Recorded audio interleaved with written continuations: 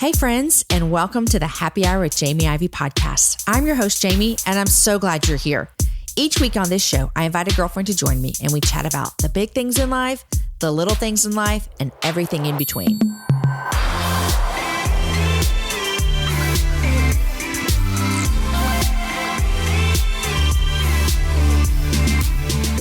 All right, hear me out, you guys. You walk into a store and you immediately find exactly what you're looking for. That's basically the feeling you get every time you shop at Movement Watches. Thank you, Movement Watches, for sponsoring today's show. Our friends at Movement have you covered with tons of quality, good-looking watches starting at just $95. Get 15% off today with free shipping and free returns by going to mvmt.com/HH. See why Movement keeps growing. Check out their expanding collection. Go to mvmt.com/HH. Join the movement, you guys. Friends, today's guest on the happy hour is my new friend, Jordan Lee Dooley. I sat down with Jordan last week and interviewed her when I was in Nashville, and I need to tell you guys something. She is exactly what you think she's going to be. Sweet, kind, brilliant, energetic, just so lovely. She describes herself as multi-passionate. She's a 3 on the Enneagram and is happily married to her college sweetheart, Matt. The two are now business partners who work side by side from their farmhouse in the Indiana countryside and raise chickens in their free time. Jordan is a podcaster, the host of the She Podcast, and she's a first-time author. Her book just came out a week ago. It's called Own Your Everyday. Overcome the pressure to prove and show up for what you were made to do. In fact, she says it's the purpose-driven life for the next generation. Okay, so on today's show, first of all, I had such a phenomenal time encouraging Jordan. She's 25 years old. I'm 41. It could be really easy for us that are generations apart to look down on another generation or say, you don't know what you're talking about, or you're outdated. But instead, you guys, this is such an example of we need each other. I want to be a cheerleader for every woman in every generation. And I loved affirming her today and saying, you girls in your 20s that are listening to the show, you matter and you're doing big things. And us women in our 40s, we're here to cheer you on. We also talked about being willing to be coached no matter how much success you gain, keeping a humble heart. She shares with me on the show how she started hand lettering in college. She had an Etsy business and she shipped out things from her sorority house closet. She had all her girlfriends. They would come in. She would give them pizza. They would package orders. And that is how she started her entrepreneur spirit and business. And now you're going to hear her whole story about where she is today. We talk a little bit about comparison and envy. You're going to want to listen all the way through the end of the show so you don't miss what Jordan does to create a boundary that helps her fight against identity comparison. I love sitting down with Jordan, and I think you're going to love this show as well. If you have not got her book, go get it. Own Your Everyday. Overcome the pressure to prove and show up for what you were made to do. Her cute little face is on the front, so you can find it anywhere books are sold. Okay, friends, I want to remind you of something about our Patreon page.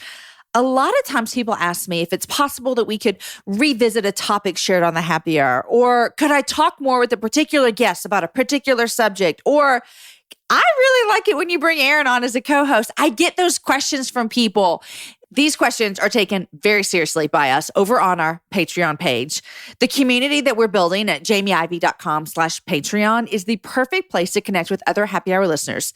It's where you can ask your thoughts and opinions for what content you like to hear more of. It's also the place where we can actually connect in a more direct way. Our VIP guests and party guests support the show in helping our team grow. They help with adding more friends to the show. By your support as a Patreon party friend member, whether you're at the VIP level or the party guest level, all of your support helps us create more projects that we can bring them to you. I love creating content that I can bring you in the form of a podcast. And this way we get to do more of that. So check it out at jamieivey.com/Patreon. Every single one of you that supports the show over there, I'm super thankful because you're telling me, I like what you're doing. I want more of it. And I'm saying, yes, yes, yes. So check it out, jamieivey.com/Patreon. Okay, friends, here is my conversation with Jordan Lee Dooley. Jordan, welcome to the happy hour. Hey, it's so great to be here. This is so fun. So great. It's great to meet you. It is. I feel like I've been following you. You probably don't know this, but I've been following your journey since before you launched your book. Wow. Yeah. So it's been kind of fun to follow along, and now I'm like, well, dang. I'm like your kind of little soul sister. Yes.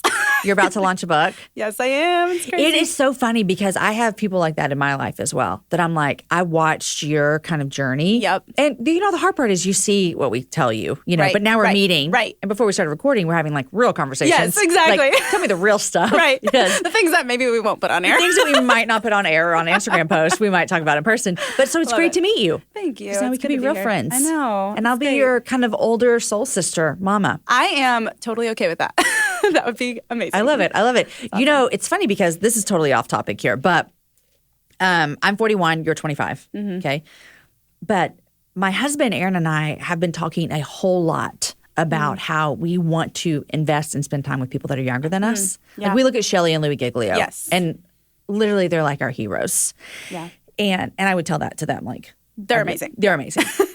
But we look at how much they invest in the generation behind them. And so it's fun for me to sit down with younger girls like you and talk about life and business and faith and books and marriage and all the things, because that's what I want to do. And people have done that for me. Yeah. And you're doing that for people. I think that's the thing is, and I wrote about this actually in the book, is like feeling like, okay, I'm younger in this journey. I've only been doing it, a handful of years, still learning, watching like the greats ahead of me, and it's so easy to kind of like discredit what you do. So to have that affirmed, like, no, like this is good and I want to pour in and I want to invest and, encourage, it's like affirming. I think a lot of women or young girls feel like, oh, well, I shouldn't because I'm not this many years experienced. And I think a lot of people don't step into what they're made to do because of that. So that is so encouraging. I remember saying that to Audrey. You're friends with Audrey. Oh, yeah. Audrey's one of my good friends. So when she was in the studio, I look at her and she's young. Y'all are both young. And she's writing a book with Jeremy about marriage. Yep.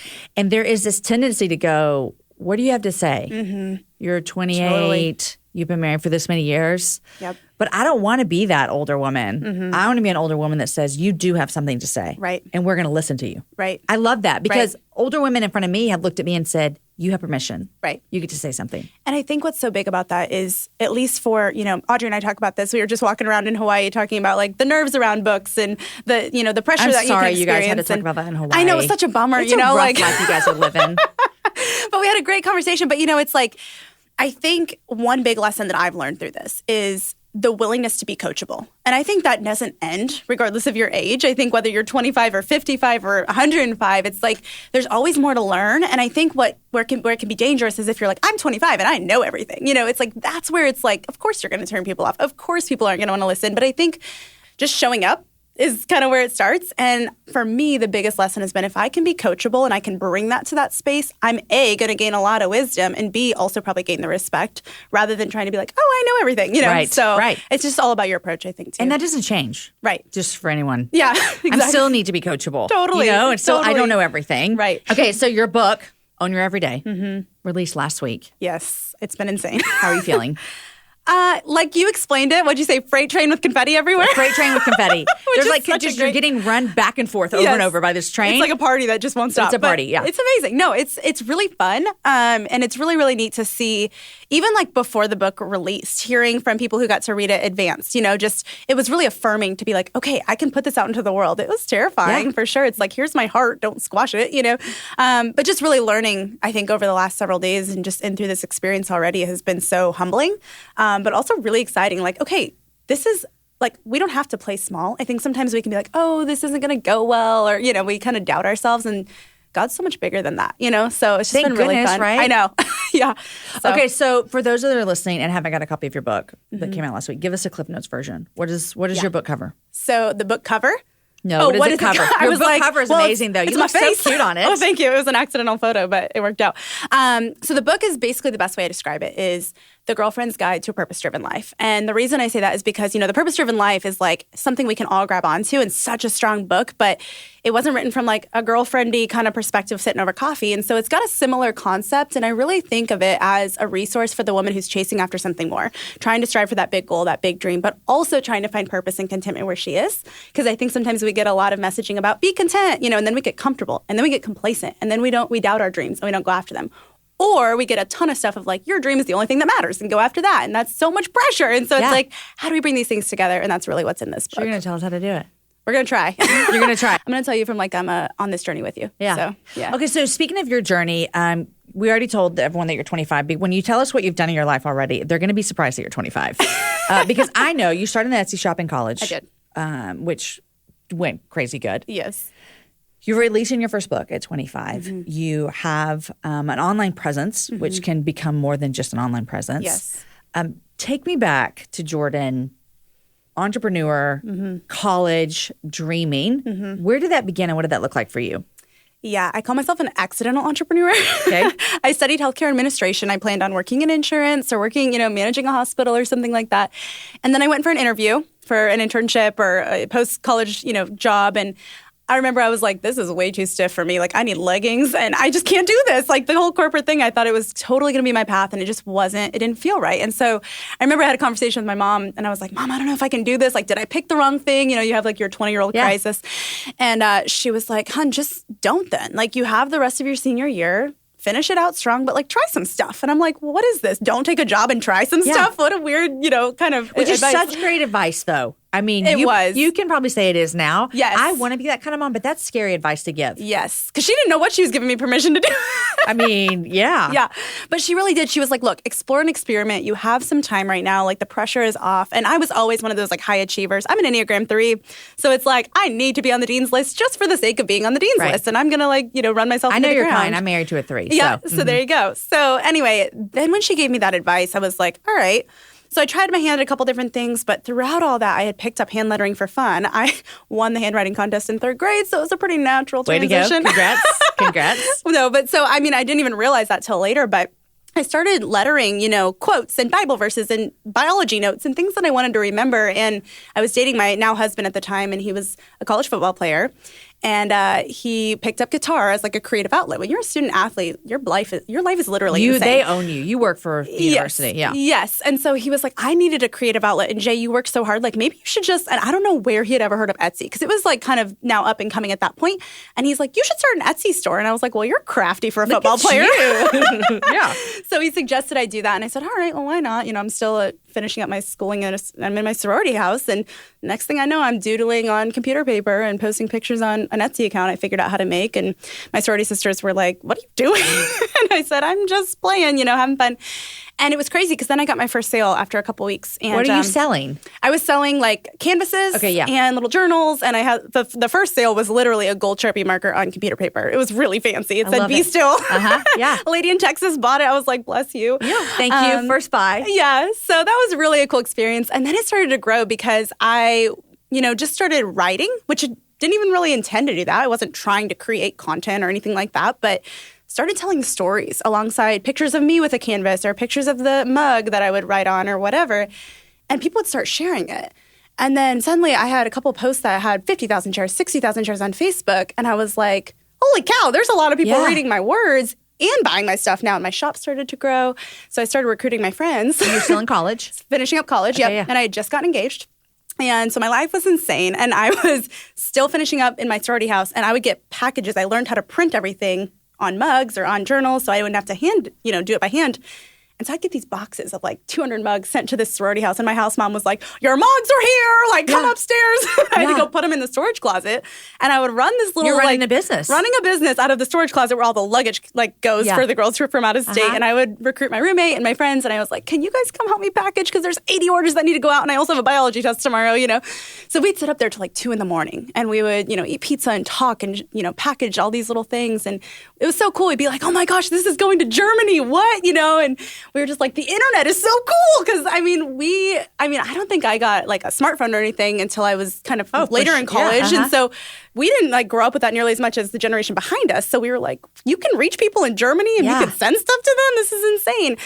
So that led to, a lot of nights of us sitting around and packaging and shipping and laughing and sharing stories and dreams and talking about breakups and, all these things. And it just kind of felt like a safe place, especially in the midst of a Greek system where there's a lot of competition and a lot. Indiana University is a very tough Greek system. So there's a lot of competition, a lot of like clickiness that can happen. And so just experiencing that was really, really cool. And that led to even more of, I want to pour into women and I want to, we ended up putting a little tagline on the shop. It was "Your brokenness is welcome here," because that's what it felt like when we were packaging. It was like, bring your heartbreak, bring your bad decisions, bring your confusion, and come in and package. And we talked till all hours of the night, and it was really cool. It really sparked everything I do now.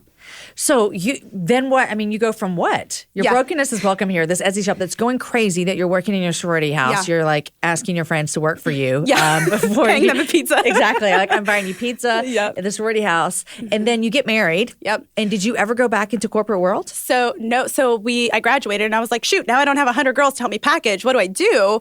So I closed the shop for a while. Okay. But I continued to write because I had a little bit of a platform at that point, and women and girls were consuming it and sharing it. Talking about Instagram or Facebook? Both. Yeah. Okay. So both had started to grow kind of simultaneously. And so I just continued that. I would copy paste captions into a blog and I just felt like I was cheating, but it worked. Yeah. And then later that year after I graduated, we got married. My husband was playing with the Steelers at the time and he got cut 10 days before our wedding. So that's stressful. Exciting. Yeah. We were like, what are we going to do? Your Etsy shop is closed. You don't have a job. And I didn't want to get a corporate job leading up to our wedding because I thought I was going to have to move. Yeah. So it was this really weird unknown time. And so then I picked up photography. Why not? So I ran a photography business for a year just to sustain us. I was asked my friends who were wedding photographers. I said, can I second shoot with you? You're such an entrepreneur. What do I need? You've got to make a way, And I've always had that grit. And it's well, if we're out of money, we're going to find a way to make it. And then I also we had $2,000 in our account when we got married, maybe a little more than that. And I found a course online about how to build an online business because I had an audience. But I was like, well, the only thing I know about is fashion blogging. And I'm not very fashionable. So I got to figure out something else. Took this course. Got so excited, didn't realize that it was a $1,000 course. And Matt comes home and he's like, we're 3 weeks into marriage. He's like, did you just spend half our net worth on a course? I was like, he's like, you paid a woman in Australia $997. What are you doing? And I was like, I promise we'll make it work. And we did. I ended up learning it. It was actually really good to have that drive. But alongside the photography thing, kind of ran that and just built this online platform and learned how to do email lists and how to do this well and build connection and all those things. So it was crazy because it was such an accident. But just one little entrepreneurial venture after another has led to so many other things. All from just doodling on a piece of paper. That is so crazy. Yeah. Now, I think there can be a lot of confusion along the lines of this online presence. Yes. You can see that it can become a job, Right. But here's what I want to dive a little heart deep, okay? Okay, let's do it. So your job is online. Your job is to encourage women. You are Christian. That comes into play. Yep. I want to know when it's hard, when you're not feeling what you want to say. Do you know what I'm trying to say? Because you have this responsibility to the people who are listening to you. But what I've seen about you is you handle it well because you bring the hard and you bring the good. So I think sometimes people can get a little bit confused about what is your job here? Yeah. Yeah. So it's so funny. My husband called me a serial side hustler the other day. Okay, yeah. Because there's multiple facets to, and there's a lot of ways to create sustainability. I don't believe that popularity is the point.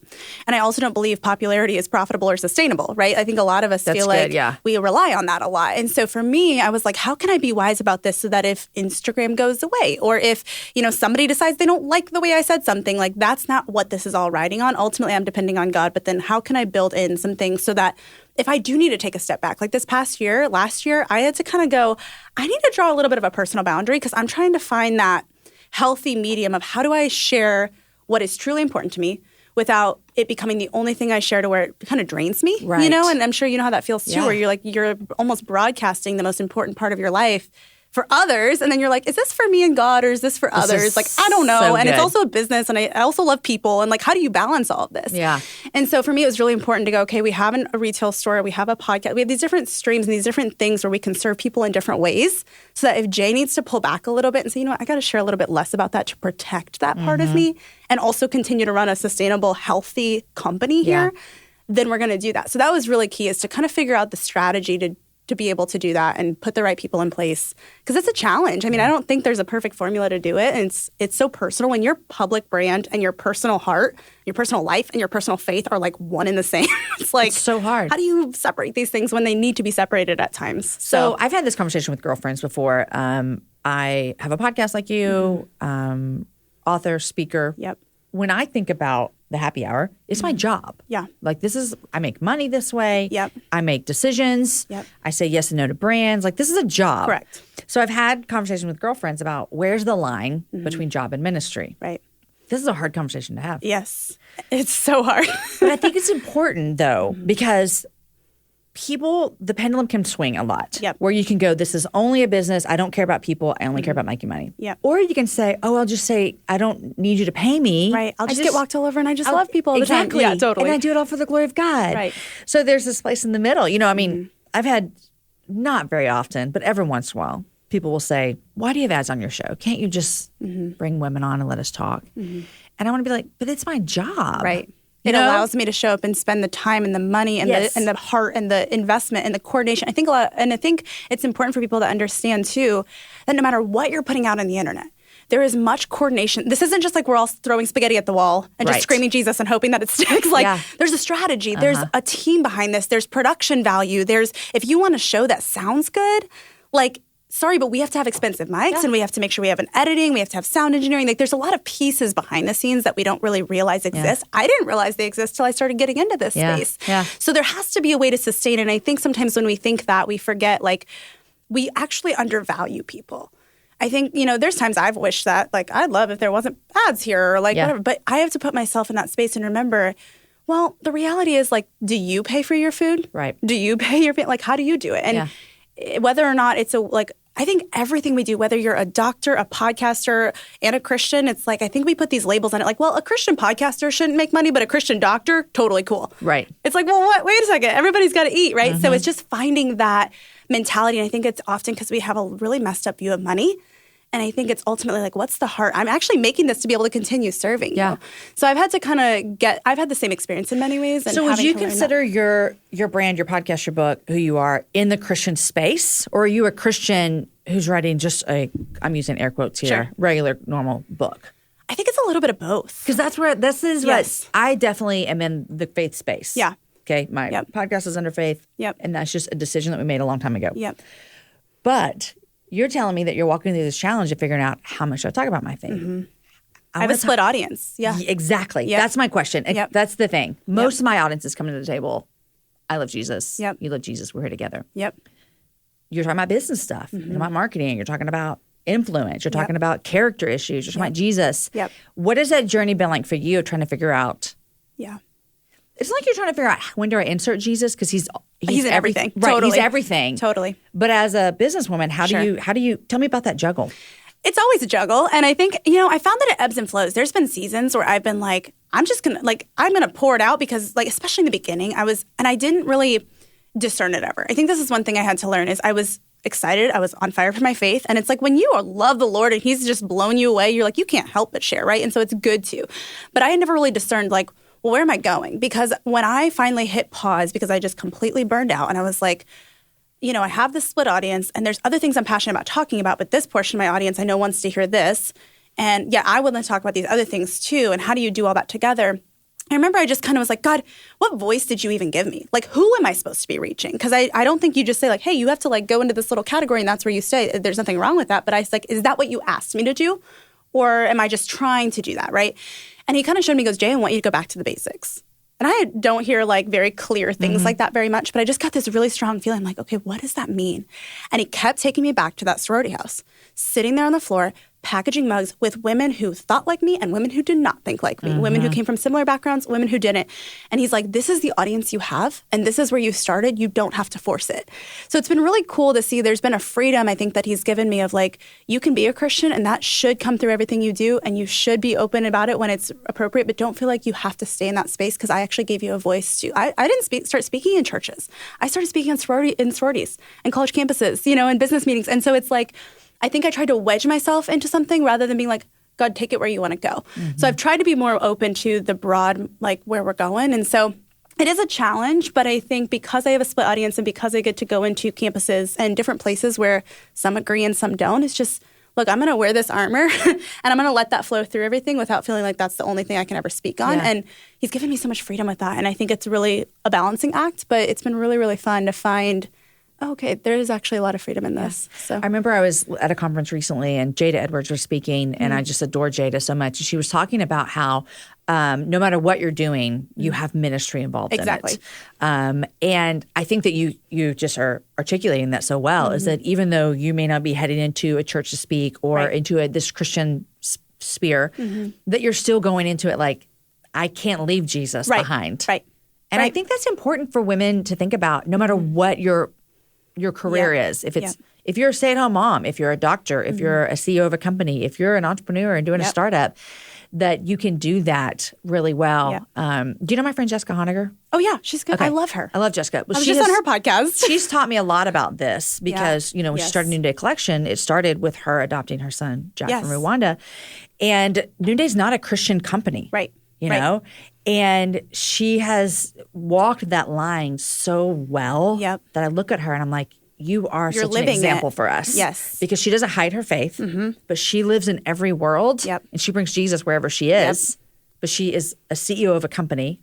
She's running a company, you know? Totally. And that's really what the vision God gave me. Because for a while, I did speak at churches for a little while after some time, and I still love doing that. I love my church people. But I was kind of like, I just don't feel like I'm being fully true to where you're really taking me. And so seeing examples like that, it fits, especially my entrepreneurial side. It's like, how do you do all these things? And so I absolutely love Jessica. I think she's been a great example. And I think it's learning, like, this is a book written by a Christian, and that should be evident. But it doesn't mean it's only for you. I love that so much. It's just learning. This is a podcast. It's a podcast by a Christian. So that's going to come through in the type of advice I give you. Like whether it's in the self-help space or the business space or all of the above. And so I just had to learn that, and I'm continuing to learn that. And, it's always met with a little bit of opposition from both sides. I think the internet is such a funny place because it's like, oh, you're too Christian. Oh, you're not Christian enough. It's like, this is freaking exhausting. We cannot please everybody. Seriously. So it's just learning that what voice have you been given and what skills you actually have. And I think that's really important for women of all skill sets, of all seasons of life, whether they're in podcasting in the online space or, like you said, they're in nursing or they're this. It's like, show up and do your best. I heard, have you read Tim Keller? Yes. Love his stuff. And I was listening to a podcast of his or a book of his, and he's like, you know how you be a good godly pilot? You land the plane. Thank you. He's like, first, you just show up and do your job really well. So whether you're running a shop, a retail store, writing a book, doing a podcast or whatever, it's like, do it as well as you can. That's how you first honor God. You don't have to be he doesn't need you. He's going to use you no matter what. And I think that's so humbling because I think we think like, I'm the hero. Yes. And we're so not. Yes. So. But then there is I love how you talked about that. And you talk a lot about encouraging women, go chase your dreams. Yes. You want to equip women to do good with what you've given. Yes. Last year, I was speaking of Shelley and Louie again, this is the second time in one interview I brought them up. But anyhow. I think we have a favorite over here. I'm like a fangirl over here. But Aaron and I were at their church and there's just a handful of sermons that I'll never forget. And that day was one of them. And he taught on the parable of Jesus giving the man, Jesus wasn't doing it, but the man giving out the talents to the people.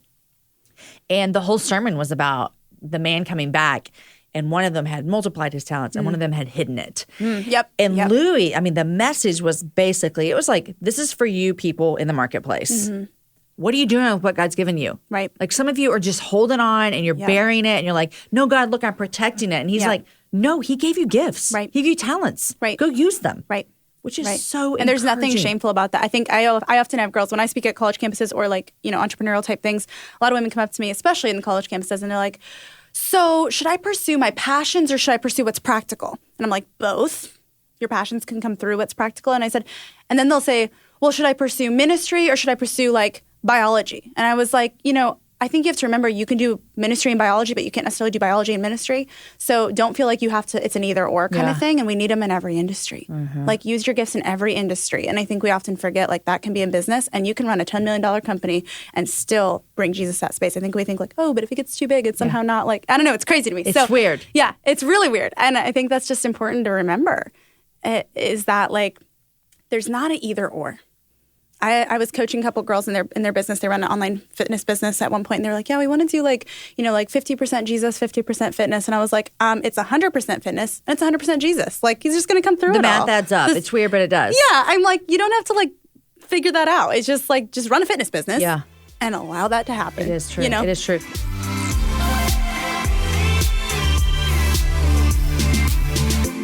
Okay, guys, I want to take a break just a minute in the show to thank two of our sponsors. The first one I want to thank is ZipRecruiter. First of all, if you've ever had to hire someone, you know how challenging it can be. You're looking for qualified candidates. Sometimes it takes forever to find them, and you have to go through all the applications to find that one diamond in the rough. But there is one place that you can go where hiring is simple, it's fast, and it is smart. A place where growing businesses connect to qualified candidates, and that place is ZipRecruiter.com/HH. ZipRecruiter sends your job to over 100 of the web's leading job boards. Basically, they're doing a lot of the work for you guys, but they don't stop right there. With their powerful matching technology, ZipRecruiter scans thousands of resumes to find people with the right experience, and then it invites them to apply to your job. As applications come in, ZipRecruiter analyzes each one and spotlights the top candidates so that you never miss a great match. In fact, ZipRecruiter is so effective that 4 out of 5 of employers who post on ZipRecruiter get a quality candidate through the site within the first day. Right now, my listeners, that's you, because you're listening to me. You can try out ZipRecruiter for free at this exclusive web address. Go to ZipRecruiter.com/HH. That's ZipRecruiter.com/HH. ZipRecruiter, the smartest way to hire. Guys, I also want to thank ThreadUp. Did you know that fashion is the second most polluting industry in the world? That is one of the reasons why I love shopping secondhand at ThreadUp. ThreadUp is the world's largest online consignment and thrift store with up to 90% off estimated retail price. They add over 50,000 new items every day at unbeatable prices. You can shop all your favorite brands right from the comfort of your couch or your bed or your car or wherever you might be, you guys. They've got Madewell from $9, Anthropologie from $13, Nike from $6. Everything is hand inspected and triple checked to ensure that it's high quality condition. Listen, you're never going to pay full price again, and you're going to shop guilt-free at ThreadUp. I had someone the other day ask me, do you actually like what you get from there? And I said, yes. I am obsessed with the dress that I wore for Easter from ThreadUp, and it cost me $12, you guys. I got some Free People shorts for $20. Normally they were $88. An Artisan New York top for $12. I got some sneakers for $28 that retail at $60. They look brand new. You guys, I really love them. ThreadUp is offering the Happy Hour with Jamie Ivey listeners a limited time special offer for an extra 30% off your first order. Guys, you're already getting stuff so discounted, and they're going to give you an extra 30% off. You can get yourself some Free People shorts and get 30% more off. Visit threadup.com/happy hour. That's ThreadUp. It's ThreadUp.com/happy hour for 30% off your first order. Remember, there's no A in there. It's just ThreadUp.com/happy hour for an extra 30% off today. Terms apply. Okay, back to the rest of my conversation with Jordan Lee Dooley. So, entrepreneur, you've got it. You are starting things. You are running things. I think that one of the coolest things about living in the day and age that we do right now is the possibilities are endless. Mm-hmm. Like, you could dream up something. I mean, if you think about the both of us do podcasting, this wasn't even, I graduated college like 20 years ago. This wasn't even an option. Yeah. Oh, you want to be a podcaster? Right. What's that? I didn't even listen to podcasts in college 6 years ago. It's so crazy. So I say that to say people have these big dreams and they're like, I think I want to do something. You can do that right now. Yep. You can totally do that. Yep. So you told me you're talking to a girl about passion or practical, whatever. But talk to the woman who is like, she's in a job, but she's got these dreams. And it's almost like, you hear of people doing the side hustle. Yep. And then they have to make that leap of, is it time to make it my full hustle? Yep. And Jennifer Allwood talks about this a lot. But I feel like there's so much fear involved in that. So talk to that woman. Yeah. She's doing the side hustle and she wants to do something bigger. What do you say to her? So I think, congrats on starting the side hustle or starting small, because I think the first thing is most people don't even take that step. They're like, I'm just going to stay where I'm comfortable. So first of all, congrats for breaking out of the box. And I think the second thing is I want you to evaluate if you are avoiding a risk. Because they say the higher the risk, the higher the reward, but we often forget the part, the higher the risk, also the higher the chance of not having a reward. That's true. That's the real fear. And so I think we have to get honest with ourselves and say, what risk am I avoiding? And I was actually just at a business conference back in, March or something. And there was a guy on stage and he talked a lot about beliefs. And he it wasn't a Christian conference by any means, but I thought what he said was so solid. And he was talking about how, whatever we do, a lot of the times the reasons we don't follow through on something is a product of our beliefs. And he explained failure. He's like, failure isn't a thing that you can like hold. Yet that's most people's biggest fear of like taking the leap, right? And it's not just taking a leap of faith, it's taking a leap with faith. I've heard it said that way, and I think that's so good. And he goes, look, you have to start changing your beliefs about failure, because it's not actually failure. It's you're either going to get the outcome you wanted or the lesson you needed. The sky is not falling. And I was like, well, that's so humbling. Because even I want to like remind. Wait, say that again, because that's good. He said you're either going to get the outcome you wanted or the lesson you needed. And, I think I wrote about this in On Your Everyday too, because I think we often are told like, expect failure. You're going to experience roadblocks, and it's like, well, that's encouraging. But one thing I found was I've experienced a lot of failures and just in a short amount of time. And one big thing is, yes, we need to expect failure, but I think prepare for it. Right? Like if the weatherman tells me that there's going to be a blizzard and I'm like, cool, I'm just not going to do anything. Right. I'm just going to fear the blizzard. Yeah. That's going to have a much worse effect on my life than if I salted my driveway and heated my home and did the things I actually had control of to help prepare for those potential failures. My mom was an engineer and she always talks about like testing, improving, and failure patterns and understanding those things. And so I think the best thing I can say is take action continuously and don't just prepare for failure, but expect it. And I think that's the biggest thing is what are you strategically doing? Because I think sometimes we want to take a leap of faith and then we take it very arbitrarily. I'm a strategy guru, so it's like, yes, there's going to have to be a point where you're like, okay, God, the rest is up to you. Right, I just got to jump. Right, you got to just jump at some point. But don't be afraid to have a little bit of strategy going into it and consulting those who might be in that field. Like we were just talking about, learning from people like you. It's like, ask and find out what those potential failures could be that you wouldn't know because you've only maybe been dabbling in something a little bit, and maybe get a reality check too. Yeah. A lot of girls will say like, I just want to blog and that's it. And I'm like, okay, well, you still have to eat. So here's potential failure 1 and here's potential failure 2. How are you going to prepare for those? Yeah.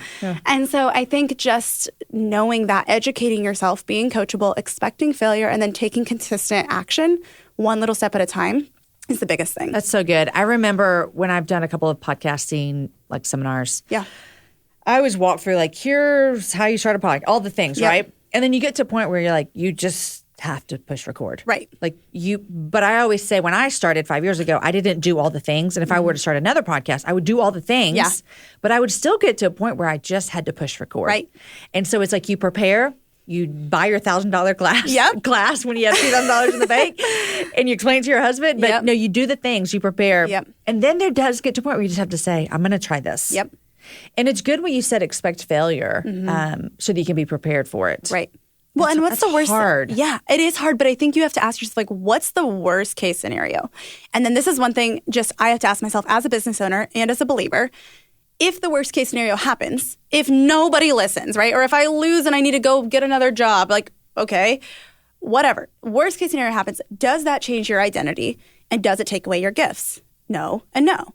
So I think, again, it goes back to this belief issue of like, oh my gosh, if I fail, if I'm being seen, if I'm seen starting small, that's the end of it. Yeah. Like, no, you just have to pivot and test again. It's test, improve, test, improve. Yeah. So, what's interesting, and I think you and I could both get on a little side tangent here. Are you into the Enneagram?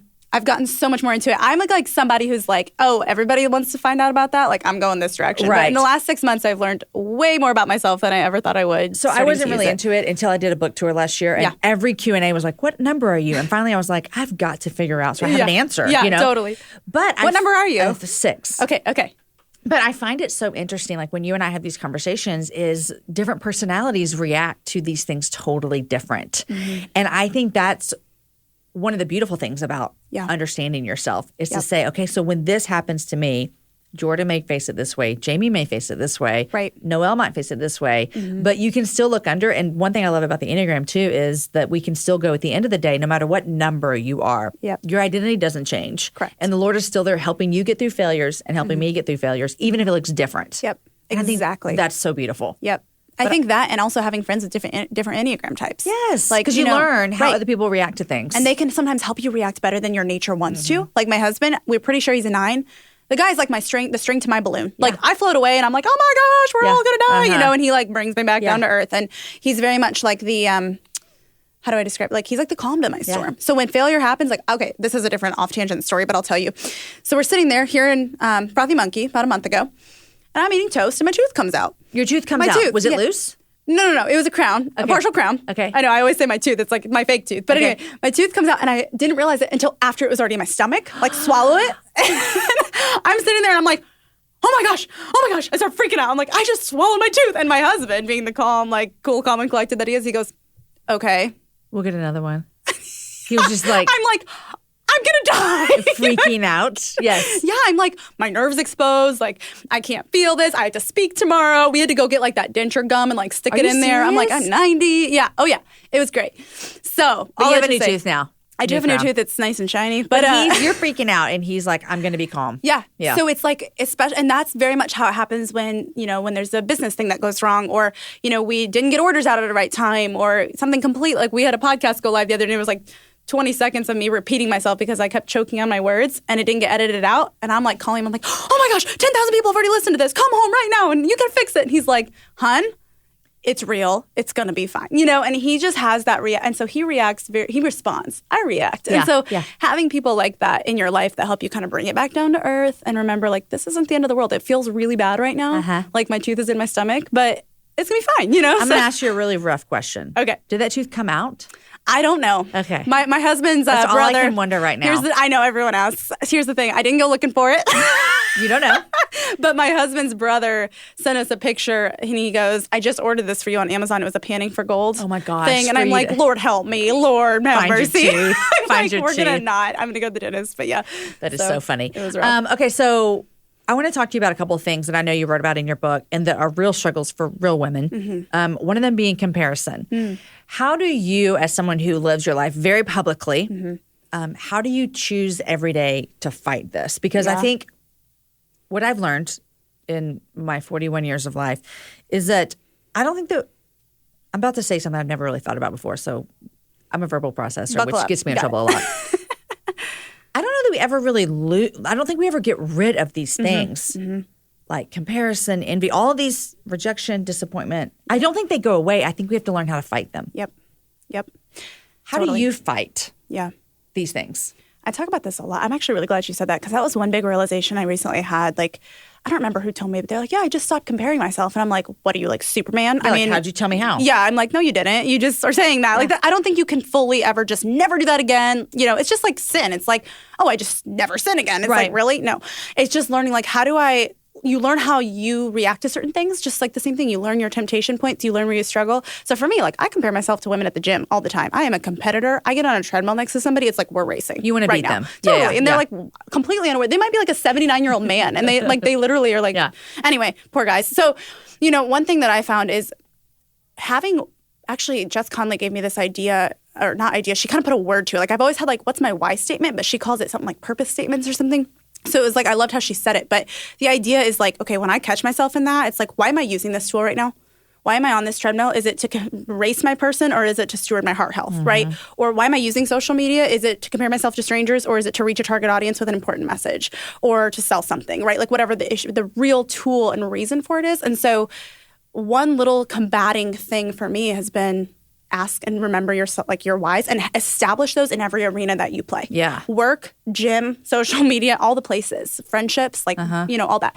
And then I think the second thing would be... and then I'm going to ask you this. You have to believe your why. Right. That's why you have to establish it ahead of time. That's good, yeah. Like you can't just be like, oh, like I'm scrolling Insta and like this is my why. It's like I personally use Instagram to educate and to be educated, not so much to be entertained.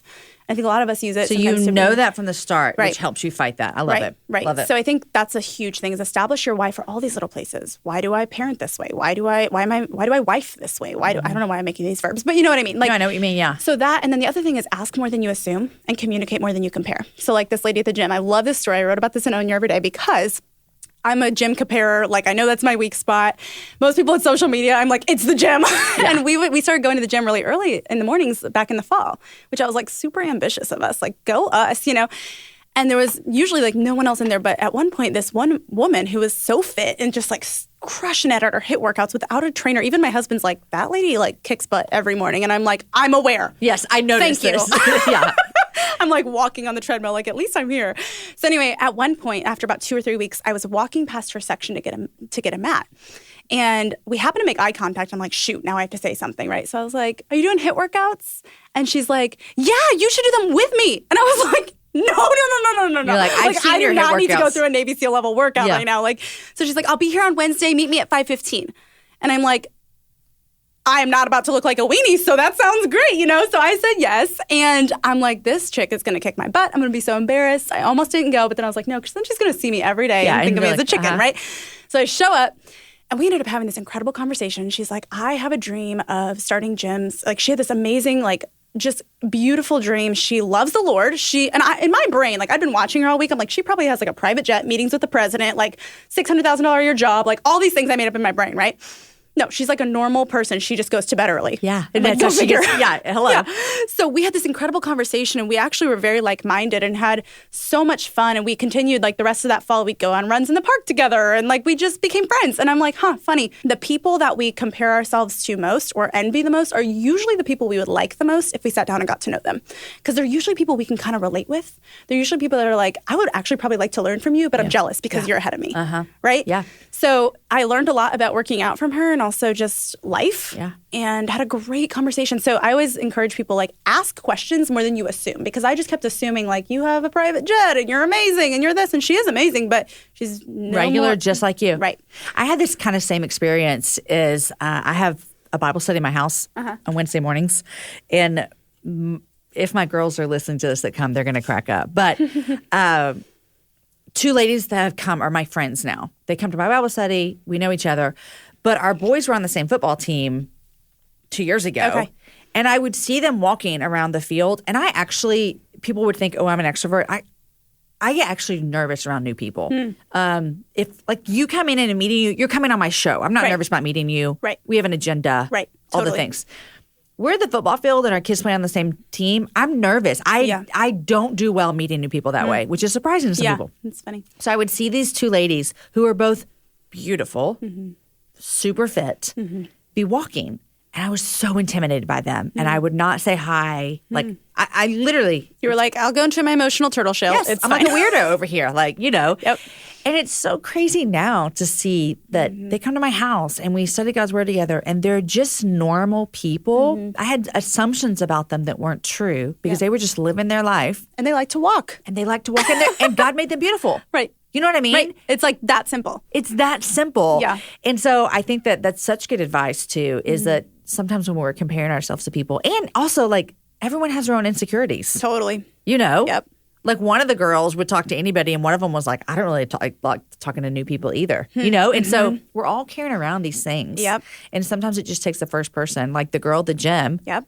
Saying, hey, come work out with me. Right. And it wouldn't have happened if I wouldn't have said, hey, are you doing HIIT? I didn't say, like, hey, are you really as cool as I think you are? You know? But I asked an initial question to open a conversation. And I think that's one of the biggest things. It's vesting interest. And that doesn't mean it's going to happen every single time. But there's a strong lesson to be learned there. Is usually comparison is rooted in assumptions.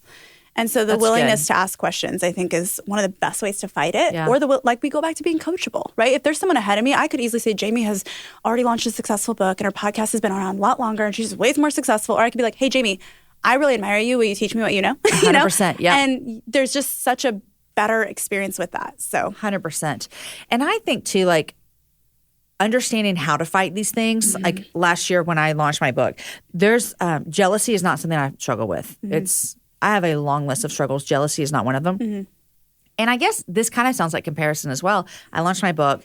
There's someone that I know personally that also launches around the same period as mine, give or take a couple months. And I became, like, weirdo, jealous. Not publicly. Sure. Just to my friend Amanda. Yeah. Every single day. Yeah. And I remember that situation taught me was that, A, my friend was patient and listened to me. But B, I thought, I've got to know how to fight this because I thought this wasn't ever going to affect me, and here it is affecting me. Yep. You know? It's sneaky. It's sneaky. Yeah. And I always want to encourage women is that, like, have tools in place for fight. These things all are rooted from the same thing. Yep. You know, like, you can call it comparison, you can call it jealousy, you can call it envy, whatever. Yep. They're all, like, insecure. Yep. And you even said, like, not understanding. And so I think having a way to fight it is so good. Yep. And I think that's often what we don't want to do. Like, I think we sometimes settle for, and this is a big frustration of mine because I think sometimes we settle for, like, positive affirmations. It's like, those are good. We do need to remind ourselves of truths and things that are true even when we don't believe them. But I think we actually need to have some things in our toolkit. like actual action steps and real strategies to tackling those things, because I think we're just fooling ourselves, and like just making yourself feel good isn't really ultimately going to get to the root issue. Right, because something else will come along. Exactly. So it's like, what's the root issue here? How can I tackle that? What are the strategies to tackle that and to address it? And that's why I love the word own, because there is an element of personal responsibility. I always talk about, like, you have to take responsibility for your insecurities. Nobody's going to make you feel better about those. Like, you have to decide if you're going to allow those things to bully you, if you're going to allow them to just take over your life, or if you're going to take responsibility for them and own it. Right. So that's a really big thing that I've had to learn over the last year. And usually when you truly own something, it's more than identifying like, oh, I'm insecure about my arms, or I'm insecure about fill in the blank. It's like, no, I'm insecure about this because. And you have to fill in that second part of the statement, because a lot of times we don't want to do that. I'm insecure about this. And we either are authentic and share about that on social media to relate to a bunch of people, and that's great. But are you really dealing with a root issue? Or we complain about it after we take a picture on Friday night. Right. And it's like neither of those things are working. And so I'm insecure about this because. So I had cystic acne, like rough. It's still kind of a battle, but it's been a lot better. And I'm like, my face looks like I just got mutilated. Like, what is going on? It was so bad. And I'm like, I'm a married woman. This was like, should have been solved at 17, And I didn't deal with it for a long time because it was just such a like weird thing to have to. I just felt like I'm not supposed to be struggling with this anymore. Right. Yeah. When I finally went to the doctor, he was like, look, this is a systemic issue. He's like, this is not because you wear too much makeup or because he's like, you don't have oily skin. He's like, you either have a high stress level, too much sugar, too much dairy intake, or a combination of all three, or it could be bacterial. So even just hearing that, then we had to kind of work through it. It was definitely a sugar issue, a little bit of a hormonal issue. But, it was like, I had literally never thought of that. I had tried every face wash, every topical cream, all the things. But you had to get to the root. And he was like, look, this is systemic. And I think it's the same way with any other insecurity that we have in our lives. Which it's good to hear you talk about that, because I would imagine there are people that look and be like, Jordan must not struggle with any of this because look at what we've got going on here. Right. Right. And so it's such a help. Yeah. When people look at someone that they respect and say, okay, she's fighting the same things I'm fighting. Totally. And that's the thing. It's like, I go back to this, like having a platform and popularity does not make you immune to human condition in any way. So true. And I think we often forget that. It's like, oh, you got, like, honestly, 4 years ago, if you'd have told me I'd be where I'm at with these kind of things, like writing a book, I'd be like, oh my gosh, I'm going to be so competent. Yeah. I'm over here like freaking out, Right. So it's like we believe these lies. Like once I get to that milestone or hit this level of success or have this thing, it'll go away. It's not true. It's not true. No. I was at a conference recently, and there was a breakout that I was hosting with Jenny Allen, Rachel Proctor, who was running for mayor in the city in Texas, and Ruth Jo Simons. Okay. 3 amazing women. All amazing women. All amazing women. Yeah, I look up to all of them.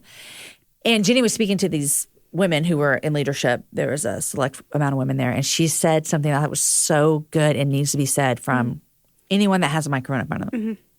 She said, if you think that myself, this is Jenny speaking, if you think that myself and my friends don't struggle with the same things you do, then you're fooling yourself.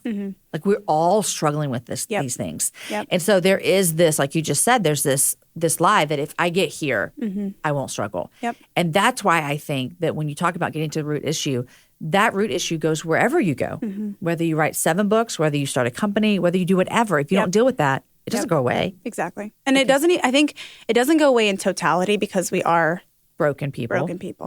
And so like you had mentioned in the beginning, so I think it's, all right, I got to recognize and own the fact that this is a thing. And then knowing, like we talked about, how do I respond to things? What's my personality type? Fight that, yeah. Right. And what's the best strategy and toolkit for me? And maybe I should ask some other women who have seemed to get a little bit better handle on this, or some mentors in my life or whatever, and actually implement those few things. Yeah.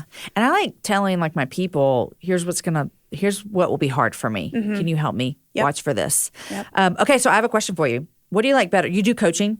I have been doing coaching. I haven't recently just because life. What do you like better? Coaching, writing, podcasting? I think it depends on my mood. Right? No, I have loved getting to coach female entrepreneurs who also have a mission-mindedness because it's so cool to equip them with those tools. I was doing that one-on-one earlier in the year, and I got to the point where I had to kind of pull back just because there's only so much time.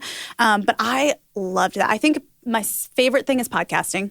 It's so fun, isn't it? It's almost like coaching thousands of people at one time, which is amazing. But getting to coach women in their work and in their craft and in their gifts was really, really cool. And I didn't do it for a really long time just because of how crazy life was. But it brought like a spark in me. My husband even said, he's like, there's something different that comes out of you when you get to speak on this. Like, you've never really allowed yourself into this space until over the last several months, and you've tiptoed into it, and like you just come to life.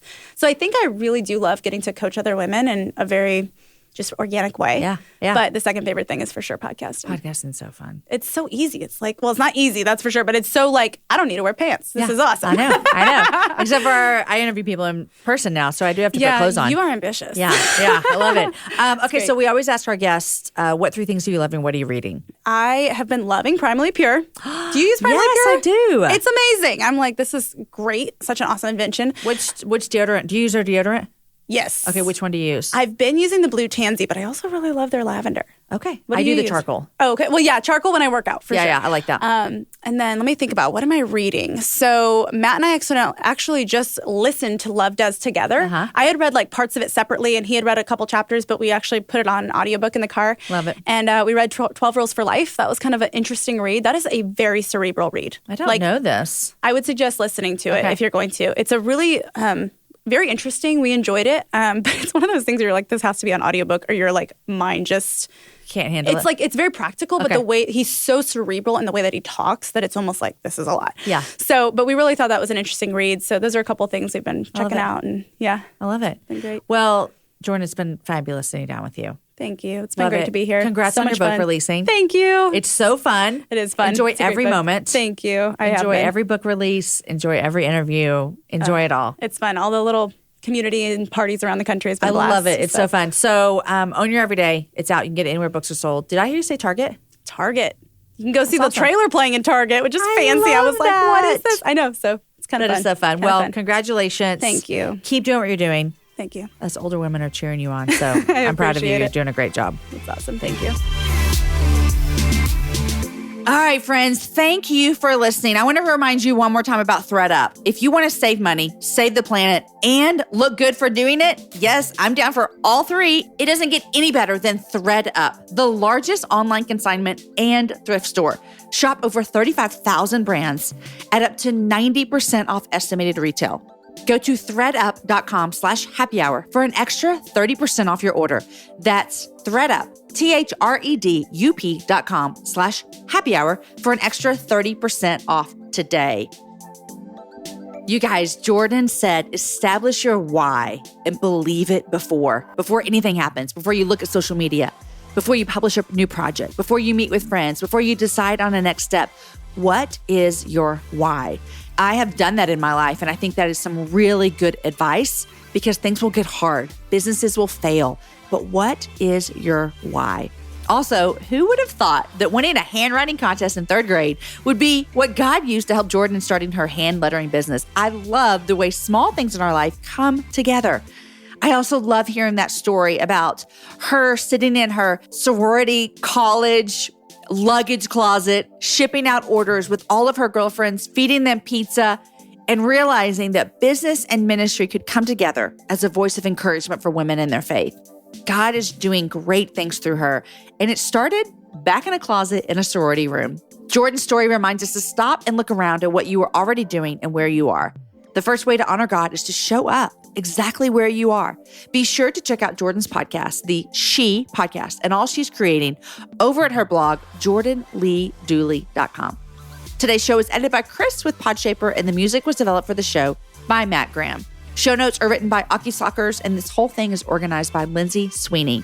Next week, my guest is Aaliyah Joy. She lives in Central Oregon with her husband, her tiny Asian mother, her 3 kids, a dog, a bunny, and a bunch of chickens. She writes about her life with bipolar disorder, as well as grief, faith, marriage, poverty, race, embodiment, and keeping fluent in the language of hope. Our conversation is one that I believe is so important for everyone to hear, and I am so thankful that Aaliyah joined me in my tiny house to share it with all of you Happy Hour listeners. I also want to say shout out to my boy Amos. My son has a birthday this Sunday. Happy birthday, sweet Amos, even though he never listens to my show because I'm his mom. But anyhow, happy birthday to my boy. Guys, enjoy your week. We're almost through with May. We've got this. Share the show with a girlfriend, have a happy hour with a friend, and I will see you all back here next week with my friend, Aaliyah Joy.